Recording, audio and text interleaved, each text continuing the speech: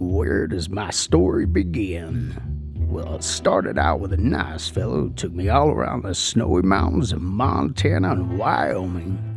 We had some good times, but then he got a new job. We didn't spend as much time together after that. One day I found myself in a parking lot in the middle of nowhere at the end of a long summer break. I had no idea what we were doing there. And then she arrived. She walked up, ponytail swinging, all smiley and nervous. Took a second for me to realize what she was excited about. Me. I'll admit, she was a novice, ill-versed in my language, and she didn't seem at all mechanical. But her eagerness, well, it won me over.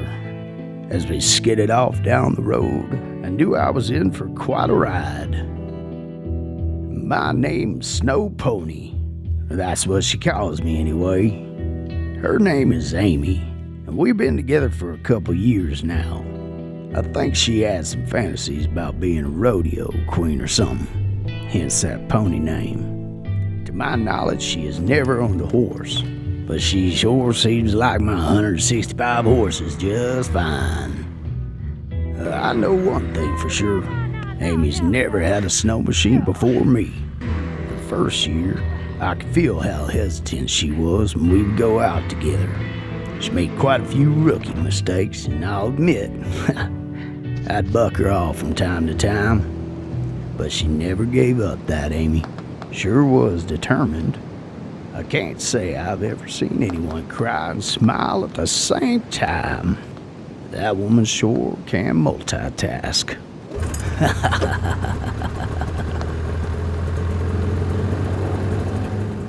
It was time for us to hit the road. First stop, one of her favorites and mine too, Wyoming. That there's Howie. Howie's more patient than a turtle. He was one of the first people to join Amie and me in the mountains.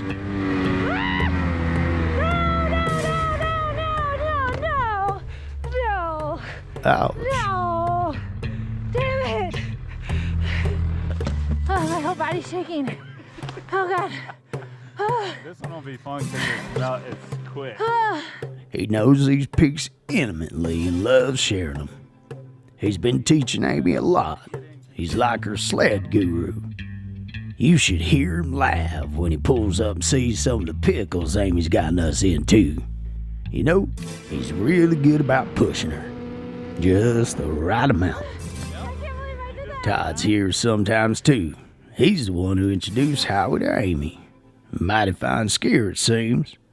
Anyway, we'll get back to him a little later on.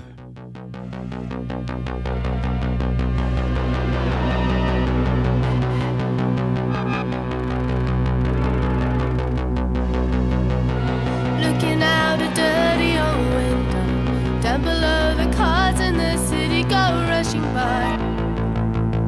I sit here alone and I wonder why. Friday night and everyone's moving. I can feel the heat, but it's soothing heading down.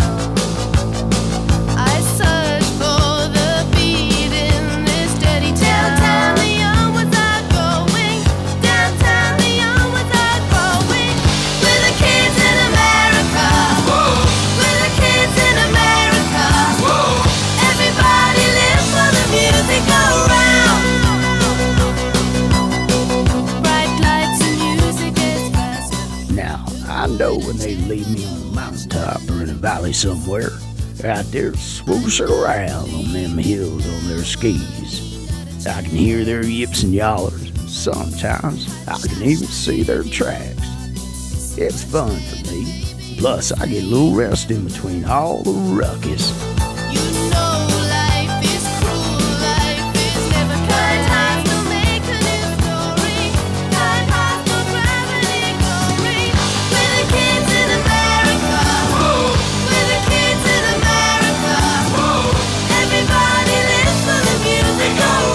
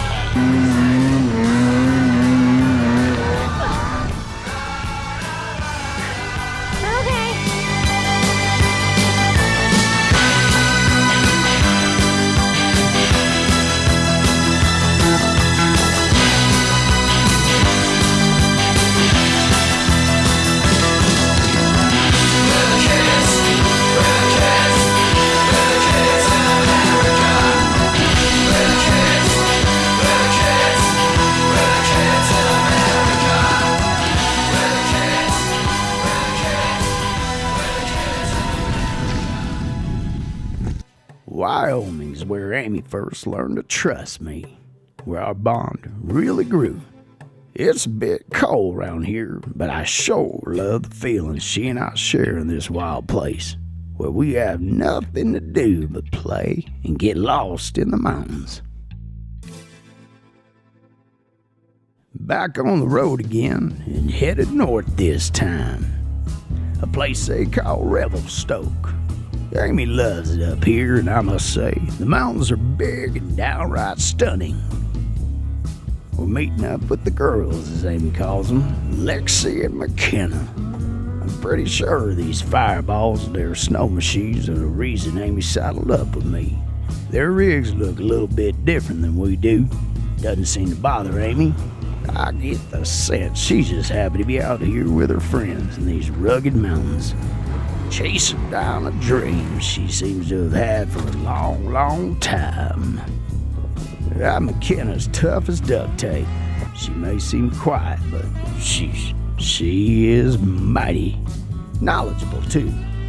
Amie admires her deeply. They got a good thing going, those two. Lots of back and forth and a silly amount of laughing. She's not afraid to tell Amie to buck the heck up when she needs to. Lexi. How do I put this? She is the wild one. Near as I can tell, she charges and never quits. Not sure I ever met someone with the exact strain of gall and fearlessness. I think Amie loves that about Lex. These are some long days out in the mountains with this hardy crew. I know I sure do get tired, but quit these tough cookies won't. Not when there's still skiing and fresh snow left to be had.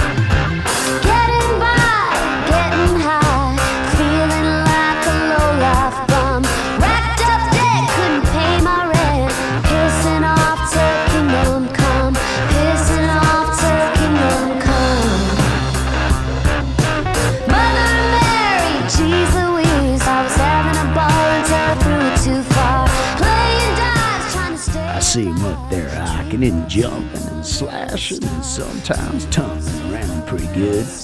They sure do laugh a lot and dance. But with all the dancing, the point is they're having fun. If I do say so myself, looks like one hell of a friendship. It's a bitch. It's a bitch.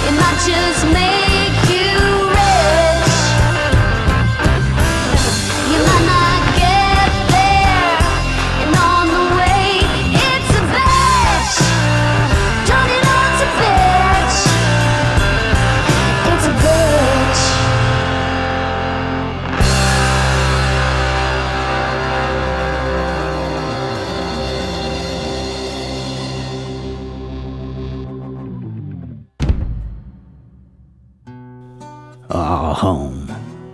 You know, I never thought I'd end up in California, but I quite like it here. These Sierra Nevada mountains sure are beautiful. The terrain is playful and vast, and the views, that beauty of a lake never gets old. Amie is truly at home here. She grew up in these mountains and something just seems at ease when she's here. Now, on to Todd. He sure seems special to Amie. She's got those damn stars in her eyes when she looks at him. I can see why Amie loves being in the mountains with this guy. He's impressive, no doubt, but he's calm too, methodical and inspired. He has this effortless flow when he moves through the terrain. Yep, they tiff all right sometimes, but they always work it out.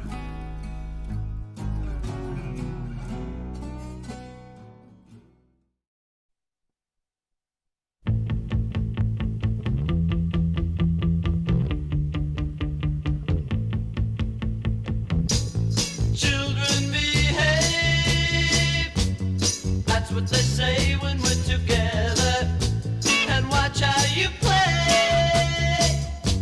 They don't understand, and so we're running just as fast as we can, holding on to one another's hand, trying to get away into the night, and then you put your arms around me as we tumble to the ground, and then you say, I think we're alone now. There doesn't seem to be anyone around. I think we're alone now. The beating of our hearts is the only sound.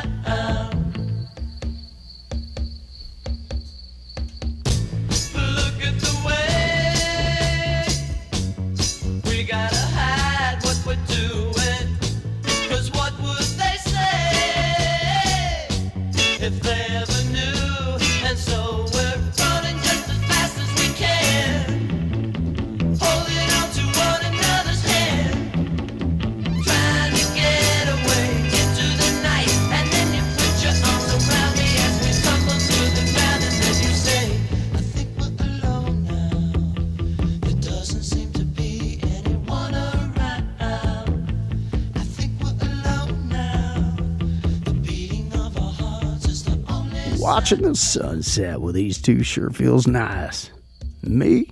Well, I'm just happy to be along for the ride.